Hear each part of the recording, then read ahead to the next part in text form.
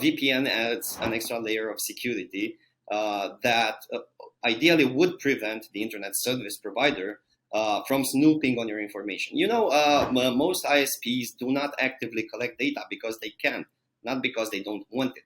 But they still have access to meta information like DNS connections, DNS queries, right? Where they can infer where we spend our time on just by looking at what we are trying to resolve through DNS. They know whether we're looking at videos on Netflix or YouTube, even if they cannot see what kind of contents we are consuming, right? And a VPN solution would ideally change this behavior by letting us access our own DNS service that's independent and not related with the internet service provider. Of course, there are lots of other ways to bypass VPN anonymization, but it's still a much better approach to have a VPN than to simply go on the internet and let everybody have access by default to your data.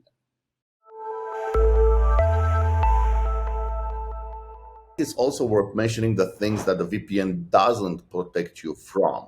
Since, okay, the VPN does such a great job protecting you from the ISP, the VPN does not protect you from being tracked online by the websites and the services that you use.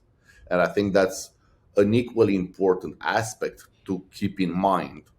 You are being tracked by your ISP, that's true, but you're also being tracked, and your behavior and your online identity is being tracked by social media, by Facebook, by Instagram, by Google, by all the services and applications that you use both on your laptop locally and online.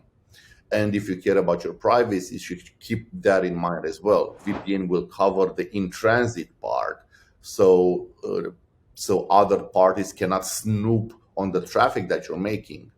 But also, you need to be aware of this hygiene that you gotta kind of entertain about using applications and online services.